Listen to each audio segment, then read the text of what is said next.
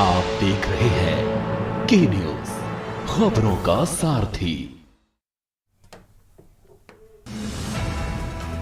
BJP का सदस्य बनाने का रिकॉर्ड, लक्ष्य से अधिक सदस्य बनाकर टॉप 6 राज्यों में शुमार हुए उत्तराखंड भाजपा, सफलता से कार्यकर्ता गदगद।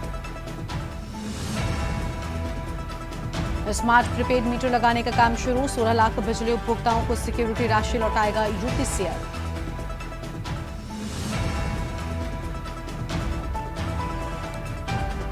आधुनिक सुविधाओं से लैस होंगे सभी स्कूल, डीएम के निर्देश के बाद प्रधानाचार्यों की हुई बैठक। सहारनपुर में स्टेरॉयड और विटामिन के सैंपल फेल, उत्तराखंड में बनाए गए थे, फर्म को नोटिस जारी, वितरण पर लगाई गई रोक। रुद्रपुर में बरेली से आ रहे दंपति समेत 3 तस्कर गिरफ्तार, पुलिस ने बरामद की करीब 3 करोड़ के स्मैक। टिहरी में निर्भक्षी कुलदार को मारने की तैयारी, 22 फॉरेस्ट गार्डों की टीम बनाकर 6 शूटरों की तैनाती, 2 गांवों के स्कूलों में 3 दिन छुट्टी। आप देख रहे हैं के न्यूज, खबरों का सारथी। नमस्कार, आप देख रहे हैं के न्यूज इंडिया। मैं हूं आपके साथ गरिमा वाजपेयी और अहम खबर से बुलेटिन की शुरुआत करते हैं। कैबिनेट मंत्री गणेश जोशी ने दून विहार, जाखंड, देहरादून में पेयजल की विभिन्न योजनाओं का उद्घाटन किया है। उन्होंने दून विहार वितरण प्रणाली पेयजल योजना के निर्माण कार्य का विधिवत उद्घाटन किया। बताते चले कि योजना 430.20 लाख रुपए की लागत से बनेगी और इस योजना के माध्यम से क्षेत्र के 4000 से अधिक लोग लाभान्वित होंगे। इस दौरान कैबिनेट मंत्री गणेश जोशी ने दून विहार में निर्माणाधीन सामुदायिक भवन का भी निरीक्षण किया है।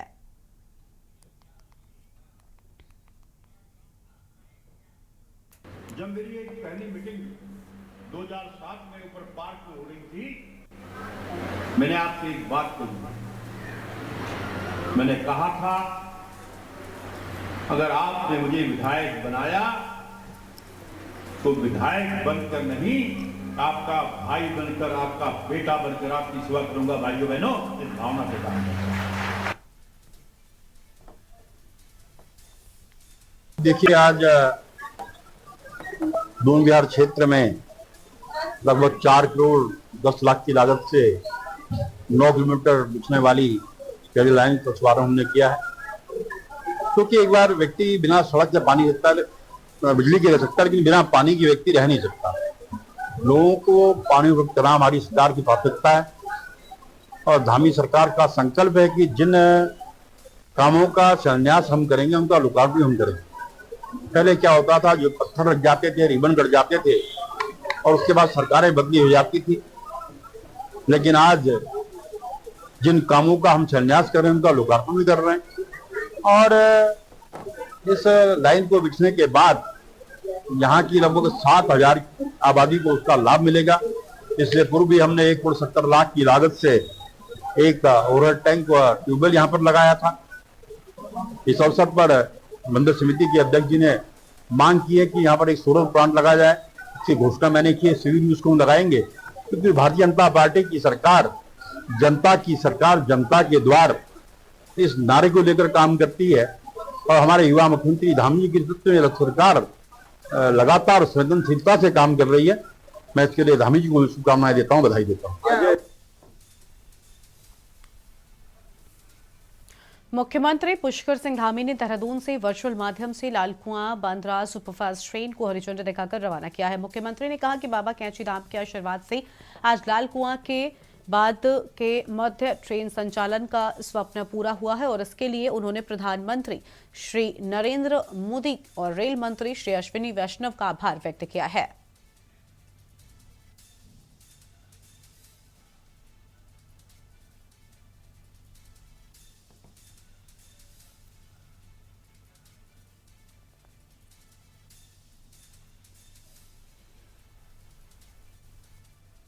बाबा के आशीर्वाद से आज लालकुआं से बांद्रा ट्रेन का संचालन का जो स्वप्न था, हम लोगों की बहुत लंबे समय से जो मांग थी, वो मांग पूरी हुई है। इस अवसर पर मैं आप सभी को बहुत बधाई देता हूँ, बहुत शुभकामनाएं देता हूँ।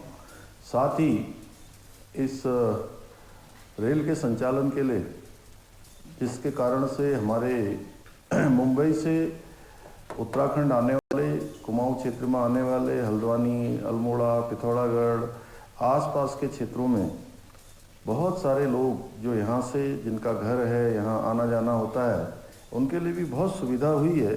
मैं इसके लिए आदरणीय प्रधानमंत्री जी का और आदरणीय रेल मंत्री जी का दिल से आभार प्रकट करता हूँ। भाइयों बहनों, इस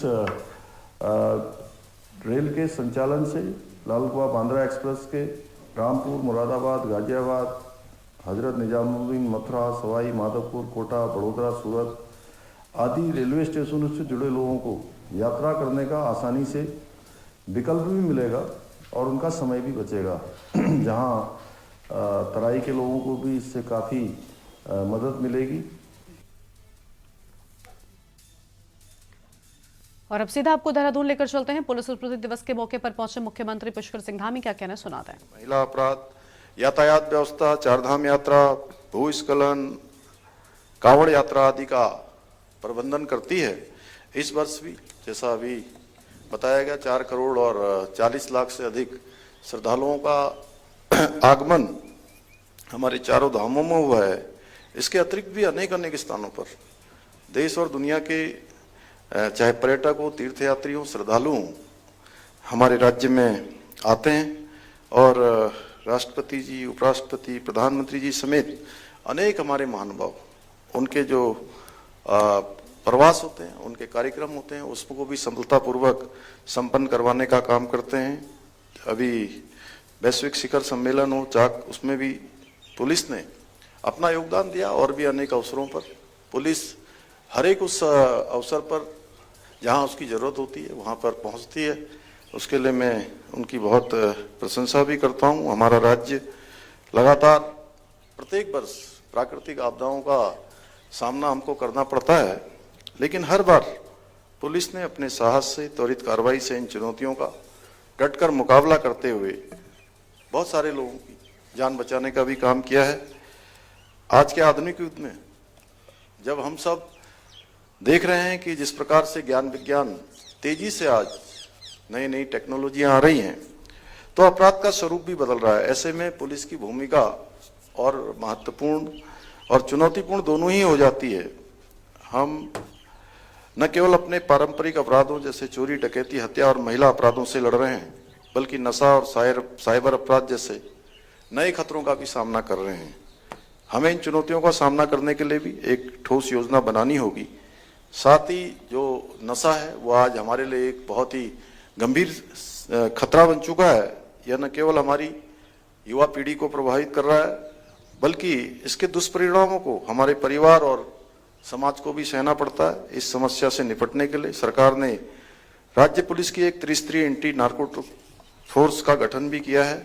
इसके माध्यम से हमने ये संकल्प लिया है कि 2025 तक हम देवभूमि को ड्रग्स फ्री देवभूमि के रूप में स्थापित करेंगे और इस नशे को जड़ से उखाड़ फेंकेंगे।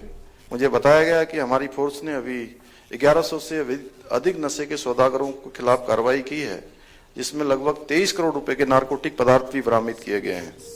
आज के डिजिटल युग में जब हर व्यक्ति इंटरनेट का उपयोग कर रहा है, साइबर अपराध एक तेजी से बढ़ता हुआ खतरा बन चुका है। हमारी पुलिस को इस दिशा में भी सजग रहना होगा, क्योंकि साइबर अपराधों का स्वरूप दिन प्रतिदिन बदल रहा है। हमें अब साइबर अपराधियों से मुकाबला करने के लिए एक कदम आगे रहना होगा। इसके लिए हमारी पुलिस को भी तकनीकी रूप से दक्ष होना आवश्यक होगा। हमें इस पर अंकुश लगाने के लिए अन्य राज्यों व केंद्रीय गृह मंत्रालय के साथ साथ साइबर एक्सपर्ट्स के साथ मिलकर काम करना होगा। ये हमारे लिए अभी समय की बहुत बड़ी चुनौतियां हैं। इसके साथ ही हमारी मातृशक्ति का उत्तराखंड गठन राज्य के निर्माण में विशेष योगदान रहा है। मुझे खुशी है कि उन्हें सुरक्षित माहौल प्रदान करने के लिए प्रदेश के प्रत्येक थानों में महिला डेस्क हेल्प के अंतर्गत QRT का गठन किया गया है। साथ ही मुझे यह भी बताया गया है कि पुलिस द्वारा बच्चों और महिलाओं के खिलाफ हुए अपराधों में 95% से अधिक मामलों का सफलतापूर्वक खुलासा करते हुए 50% से अधिक अभियुक्तों के खिलाफ सख्त कार्रवाई की है। इसके लिए उत्तराखंड पुलिस निश्चित रूप से प्रशंसा की पात्र है। साथियों, हमारी सरकार राज्य की पुलिस व्यवस्था को और अधिक सक्षम और संसाधन युक्त बनाने के लिए निरंतर कार्य कर रही है। हमने पुलिस कर्मियों के लिए आधुनिक उपकरणों की व्यवस्था की है और उनकी सुरक्षा के लिए भी कई कदम उठाए हैं। पुलिस के जवानों के परिवार के कल्याण के लिए भी कई योजनाएं प्रारंभ की गई हैं ताकि हमारे पुलिसकर्मी अपने कर्तव्यों का पालन बिना किसी चिंता के कर सकें। हमारी सरकार द्वारा पुलिसकर्मियों के आवासीय स्तर को सुधारने के लिए 150 करोड़ रुपए से की अधिक से लागत से 380 आवासों का अभी तक निर्माण कार्य किया जा चुका है। साथ ही हमारी सरकार द्वारा पुलिसकर्मियों को कार्यकुशलता बढ़ाने के लिए वित्तीय वर्ष 2023 और 24 में 42 करोड़ की लागत से 5 पुलिस थानों, 2 पुलिस चौकियों, 2 फायर स्टेशनों और 3 पुलिस लाइनों के प्रशासनिक भवनों का निर्माण कार्य कराया जा रहा है। इसके अतिरिक्त हमने 2024-25 में वित्तीय वर्ष में 58 करोड़ रुपए की धनराशि का प्रावधान भी किया है, जिसका उपयोग विभिन्न अनावासीय भवनों के निर्माण के लिए किया जाएगा। पुलिस एक फर्स्ट रिस्पॉन्डर के रूप में 24 घंटे काम करती है और पुलिस के रिस्पांस टाइम को बेहतर बनाने में वाहनों की महत्वपूर्ण भूमिका होती है। इसी को ध्यान में रख तो देहरादून से आप सुन रहे थे मुख्यमंत्री पुष्कर सिंह धामी को, जहां पुलिस स्मृति दिवस कार्यक्रम में शामिल होने के लिए पहुंचे मुख्यमंत्री पुष्कर सिंह धामी। तस्वीर आपको हम दिखा रहे थे देहरादून से, ये तस्वीरें।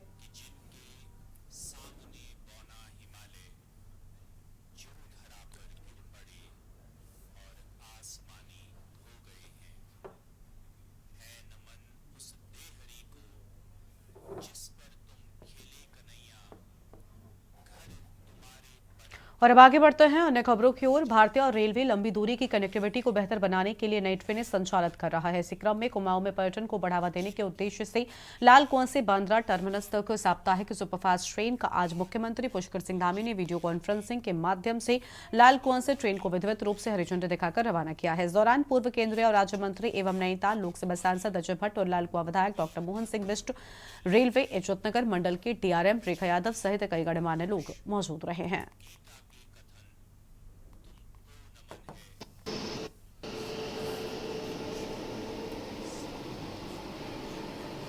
पर्यटन को बढ़ावा मिलेगा, बल्कि इस क्षेत्र की व्यापारिक गतिविधियों को बहुत बड़ा बढ़ावा मिलने वाला है। हमारे तमाम व्यापारी वर्ग के लोग जो यहाँ से, क्योंकि मुंबई जो है हमारे देश की आर्थिक राजधानी है, तो वहाँ पर बड़ी संख्या में लोग कारोबार के सिलसिले में जाते हैं। हमारे क्षेत्र में चूंकि ये अपना पूरा कुमाऊं से का प्रवेश द्वार है, बड़ी संख्या में विद्यार्थी से लेकर और हमारे जो नौकरी पेशा लोग हैं वो लोग आवागमन करते हैं, उन सबको सुविधा होगी। और माननीय प्रधानमंत्री जी के विजन के अनुरूप जल्दी ही यहाँ पर जो है वंदे भारत ट्रेन का भी संचालन होने जा रहा है। और ये लाल कुआं, जैसा मैंने कहा, कुमाऊं का प्रवेश द्वार है और यहाँ पर एक्सपेंशन की, विस्तार की सबसे ज्यादा गुंजाइश है। मुंबई के लिए शुरुआत हुई है।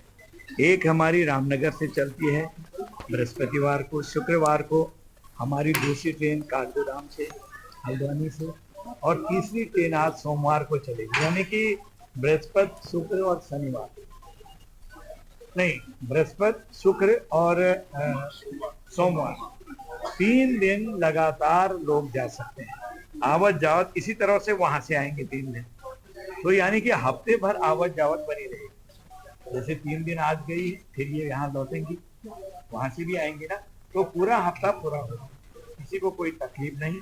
जो मांग थी ये पूरी हो गई। मैं भारत के माननीय प्रधानमंत्री जी को और अपने जो रेल मंत्री हैं श्रीमान अश्वनी वैष्णव जी और अपने मुख्यमंत्री जी को बधाई दूंगा।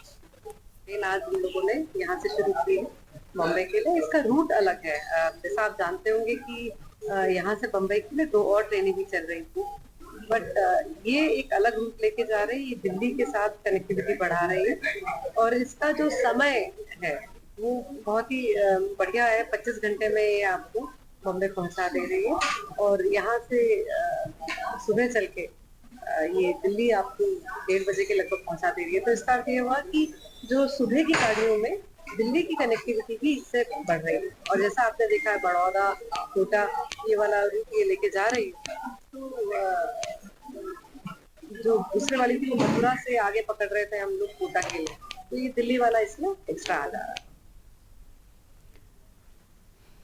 प्रदेश में भाजपा ने अपने सदस्यता अभियान के लक्ष्य को पूरा कर लिया है और भाजपा प्रदेश अध्यक्ष महेंद्र भट्ट ने भाजपा प्रदेश कार्यालय में एक प्रेस वार्ता की है। इस मौके पर उन्होंने कहा कि प्रदेश में भाजपा में 20,17,000 सदस्य बनाए हैं। सदस्यता अभियान के लक्ष्य को हासिल कर लिया गया है। इसमें महिलाएं और नौजवानों ने बढ़ चढ़कर भाजपा की सदस्यता ली है। उनका कहना है कि अल्पसंख्यकों में भी 3% सदस्यता ली है। 24% से अधिक महिलाओं ने सदस्यता ली है। अभी भी सदस्यता अभियान जारी है।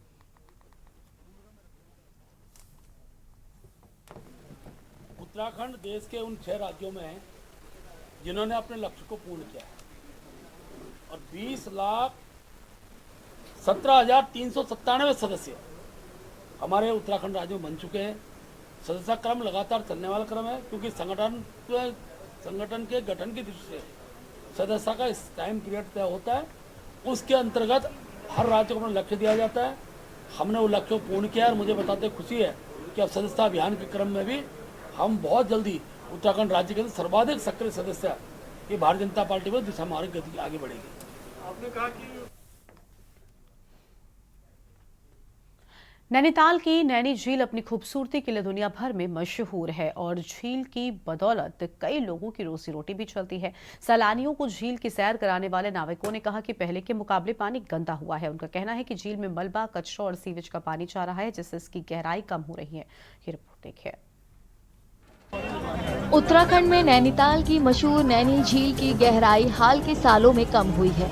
कुछ रिसर्च में ये बात सामने आई है। पर्यावरण के जानकार इसकी कई वजह बताते हैं। इनमें झील के किनारे बड़े पैमाने पर कंस्ट्रक्शन भी शामिल है। इससे झील के किनारों और तली पर गाद और मलबा जमा हो गया है। कहीं कहीं पर ये लेक जो है वो बहुत ही कम रह गई हाइट, क्योंकि मलबा अभी भी पूरा यहाँ से नहीं निकाला जा सकता। अब आप लेक के किनारे देखेंगे या जब बारिश कम होती है, जब गर्मी आती है, लेक का स्तर गिर जाता है तो उस समय आप देखेंगे कि लेक के चारों तरफ आप देखेंगे कि मलबा पड़ा हुआ है और गंदगी भी कभी कभी देखने को मिलती है। उसकी वजह से डेप्थ कम हो गई। पर्यावरण के जानकारों ने चेतावनी दी है कि यही सिलसिला जारी रहा तो दूसरी परेशानियों के अलावा शहर में पानी का गंभीर संकट पैदा हो सकता है। गहराई कम होने से निश्चित रूप से जो पानी का वॉल्यूम है वो कम हो गया, लेकिन सबसे महत्वपूर्ण बात यह है कि जो रॉक के बीच में जो झील बनती है, जब रॉक के नीचे का एरिया जब डिब्रीज से भर जाता है तो वो उसके जो पोर्स हैं जो जिनसे वाटर का आता है, जो नेचुरल रिसोर्स अंदर थे वो बंद हो गए। इसलिए जो अब नैनीताल झील की जो डिपेंडेंसी है वो पूरे उन रेनफेड है, हम रेनफेड के कारण ये झील भरती है और उसके साथ साथ जो हमारी जो पानी सप्लाई, क्योंकि पानी सप्लाई इसी से डिपेंडेंट है और इसलिए जो है रोटेशन पर पानी की सप्लाई की जा रही है। नैनीताल का नैनी झील अपनी खूबसूरती के लिए दुनिया भर में मशहूर है। झील की बदौलत कई लोगों की रोजी रोटी चलती है। सैलानियों को झील की सैर कराने वाले नाविकों ने बताया कि पहले के मुकाबले पानी गंदा हुआ है। उनका कहना है कि झील में मलबा, कचरा और सीवेज का पानी जा रहा है जिससे इसकी गहराई कम हो रही है। इसकी गहराई सर पहले तो बहुत ज्यादा हुआ करती थी। अब लोगों ने अब मकान बना दिए, प्रशासन ने उस समय ध्यान नहीं दिया और मलबा लोगों ने नाले में डाला, ये तालाब में समा गया। उसके बाद गहराई कम होते गई। इस समय इसकी गहराई लगभग 27 मीटर है। झील है, जब तक हमारा ही क्या, नाव वालों का ही क्या, औरों का भी रोजी रोटी इसी से चल रही है। नहीं ऐसा तो नहीं, अब तो बहुत कम हो गई लाभ। हालांकि अधिकारियों का कहना है कि झील की रखरखाव के लिए लगातार उपाय किए जाते हैं। नैनी झील का जो एरिया है वो है 46.70 हेक्टेयर और इसकी जो अधिकतम गहराई है वो पाषाण देवी मंदिर के पास 27.15 मीटर पाई गई है और इसकी जो एवरेज डेप्थ है वो 17.76 मीटर है। क्लीनिंग को लेकर क्या काम कर रहा है सिंचाई विभाग? सिंचाई विभाग द्वारा जो नैनी झील में नाले समाहित होते हैं उनकी प्रतिदिन साफ सफाई और उसमें जो प्राकृतिक कूड़ा कचरा जैसे पेड़ की पत्तियां, टहनियां इत्यादि आती हैं उनकी नियमित रूप से साफ सफाई की जाती है। नैनी झील पहाड़ पर बसे नैनीताल में सैलानियों की पसंदीदा जगह है। इसमें हर साल लाखों सैलानी सैर करते हैं। जानकारों का कहना है कि झील की गहराई में कमी चिंता का विषय है। इसकी खूबसूरती बनाए रखने के लिए तत्काल कदम उठाए जाने की जरूरत है।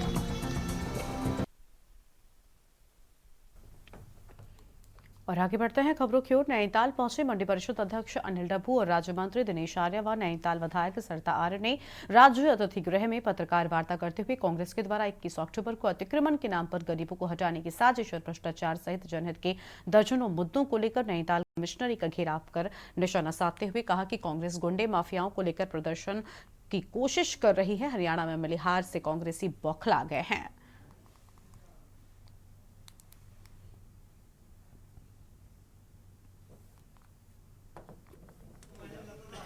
जन समर्थन उनके साथ है नहीं।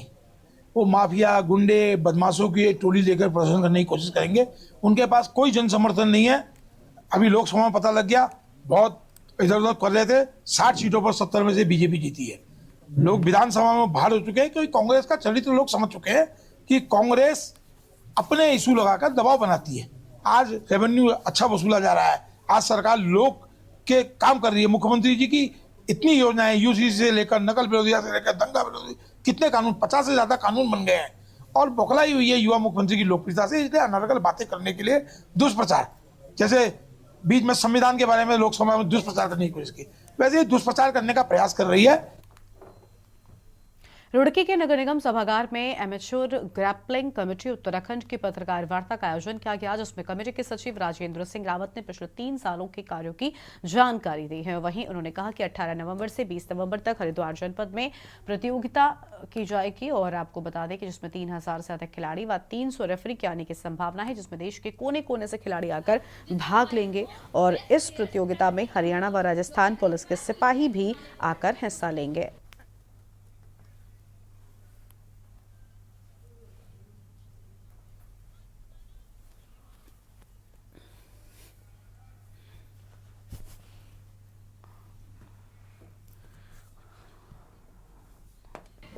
हाँ सर, मैं चाहता हूँ कि आगामी नवंबर माह में 18 से 20 तारीख तक हमारी राष्ट्रीय प्रतियोगिता हम लोग आयोजित कर रहे हैं। सब जूनियर से लेकर सीनियर तक सारी कैटेगरी में, महिला पुरुष सभी वर्गों में, और समस्त भारत से 30 राज्यों के 3000 खिलाड़ियों के और 300 रेफरियों के इसमें आने की संभावना है।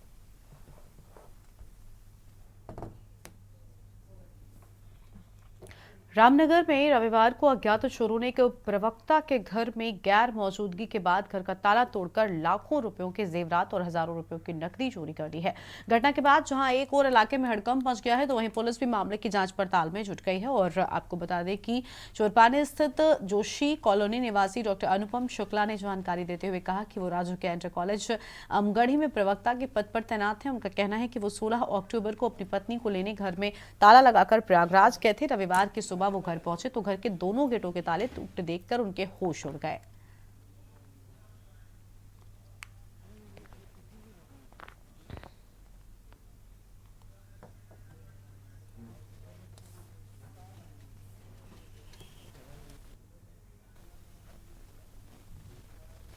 देखिए, अभी चोरी की सूचना प्राप्त हुई है और पुलिस मौके पर जांच के लिए गई है। अभी जिस संबंध में जांच कर रहे हैं और अभी इसमें तहरीर प्राप्त नहीं हुई है। जांच के उपरांत और तहरीर आने पर इसमें हमारे द्वारा विधिक कार्रवाई की जाएगी। मेरा नाम है डॉक्टर अनुपम शुक्ला और मैं जीआईसी अमगढ़ी में प्रवक्ता पद पर कार्यरत हूँ। मैं 16 तारीख को दोपहर के बाद गया हुआ था प्रयागराज अपनी पत्नी को लेने के लिए। आज जब मैं सुबह आया तो यहाँ का ताला तोड़ा हुआ था, टूटा हुआ था, और ये 2 ताले लगे हुए थे, एक मेन गेट पर और एक अंदर गेट पर। दोनों ताले टूटे हुए थे। इसके साथ ही हमारी अलमारी को तोड़ा गया है सब्बल से। अलमारी के अंदर तिजोरी को तोड़ा गया है सब्बल से, चाबी से नहीं खुला, तब सब्बल से तोड़ा गया है। पौड़ी व्यापार सभा की पहल पर पौड़ी के रामलीला ग्राउंड में संडे मार्केट की शुरुआत की गई। संडे मार्केट की शुरुआत स्थानीय विधायक राजकुमार पोरी के द्वारा रिबन काटकर की गई और कांग्रेस जिलाध्यक्ष विनोद नेगी, नगर अध्यक्ष भरत सिंह रावत, आवाहन संस्था के अध्यक्ष प्रियंका थपलियाल, पूर्व छात्र संघ अध्यक्ष ऋत्विक असवाल तथा अन्य गणमान्य व्यक्तियों की मौजूदगी रही है।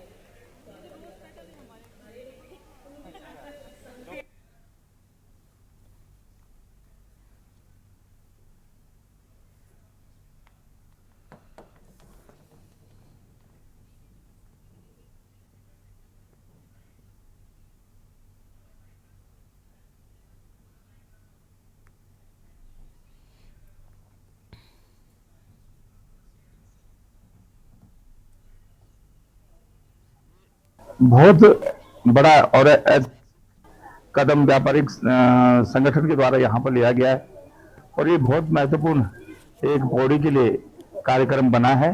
और वास्तव में इस तरह का ये जो छोटे छोटे कार्यक्रम हैं, इनके माध्यम से हमारे लोगों को जो है बहुत अच्छा एक प्लेटफॉर्म मिलेगा, ताकि वो हम अपने जो घरेलू उत्पाद भी हैं और अपने दुकानों के जो सामान हमारे पास रुक जाते हैं, तो उनको भी निकालने का एक अवसर मिलता है।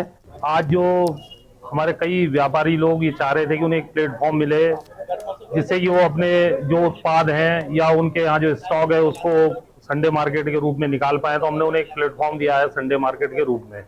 और हम ये भी चाह रहे हैं कि कम से कम ऑनलाइन जो मार्केट चल रहे हैं, हम लोगों से भी अपील करते हैं कि लोग ऑनलाइन खरीदारी ना करके और यहाँ पर हमारे मार्केटों में आए। हम संडे मार्केट में बहुत सस्ता और अच्छा सामान उनको उपलब्ध करवा रहे हैं। निश्चित रूप से जब परिवर्तन होता है, एक नई सोच आती है, तो उस सोच का ये पहला उदाहरण है कि आज जो है हमारे व्यापार सभा में जो हमारे आदरणीय अध्यक्ष हैं यहाँ श्रीमान विनय शर्मा जी, उन्होंने जो है एक नई सोच के साथ उनकी पूरी टीम ने जो ये आयोजन किया है, ये काबिले तारीफ है और मैं उनको भविष्य की शुभकामनाएं पेश करता हूं। निश्चित रूप से इस तरह की सोच और इस तरह की पहल जो है पौड़ी को एक नया मुकाम देगी।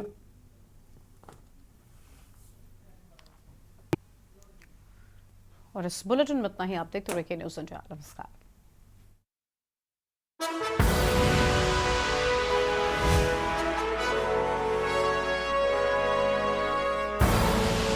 आप देख रहे हैं के न्यूज़, खबरों का सारथी।